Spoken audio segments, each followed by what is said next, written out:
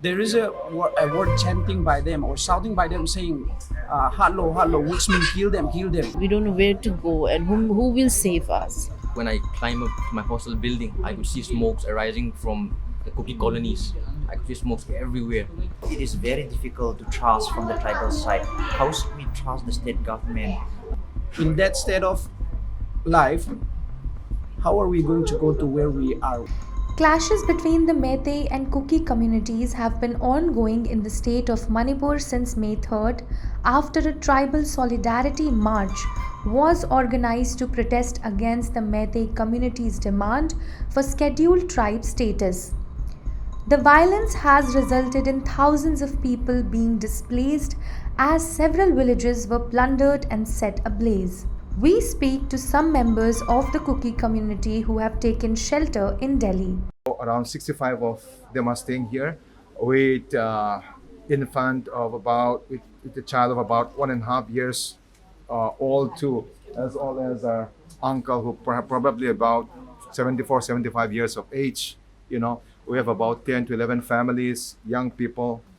So I don't think with this kind of situation, with this kind of traumas being inflicted upon us, especially even me, I ran for my life, but the trauma that's in me, I don't feel like going back there anymore. So just think about those who are being beaten, who are being killed, those families. Do you think they would want to go back there in Nepal and stay again and resettle again? I don't think it's possible because the situation is so volatile right now. Even if the government says peace is restored and we go back and resettle again, it's so volatile. Anything could happen any moment. There are a lot of good people even in the Meitei community. Say, when someone convince you so much in the name of patriotism, I think it is very sure that they would do for in the name of the community. So even those people whom we treasure are part of that. Even the student whom we trace, the student who was brought up from there, the ex-student and the student itself were participating in that, do things. And then I am very sad to say that some of the student I know, some of the student whom I teach were a part of looting and part of burning the school. And they don't kill by guns, they kill by this iron rod also, pierce it through their stomach, because there are eyewitnesses who seen it, and through them we heard the story in that when we were in the camp. Okay, so day to day lots of death stories we heard. We have been updated from some source or other, because although network was put off, internet was off, we can still talk to each other through phone and all. For the first few days, nothing was done to our house. We locked the house, but my neighbors, we got a phone call from them. They said that everything has been looted. We tried to stop, but they are aiming at us. They said they were burning the church in front of my eyes, which was next to us. Our house was next to that church, and there was an explosion. I could eyewitness with my eyes. It gave me some traumas. It was very horrifying to see it.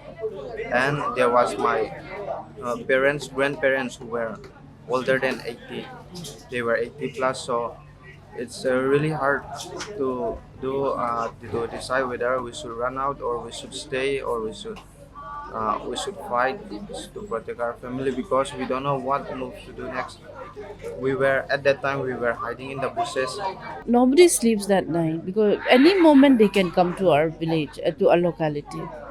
We're totally scared and traumatized. And the kids, some kids, they were scared of hearing because it was not a normal thing hearing the sound of the concert. They were scared, they were crying. We could not put them to sleep also. Totally helpless. We don't know where to run. Where should we run for safety? That idea doesn't occur us also. We don't know where to go and who will save us. And I saw it from social media that students from Manipur University, Kuki students, they were being hunted by the mobs. So I thought that as a student I would be safe. But then when I heard that news, I feel bad. I knew any moment they would come searching for me too. So I called my family, but they were also under attack at that moment. They said that the stones were being thrown, they were being attacked right now. I called my friends, they were also under attack.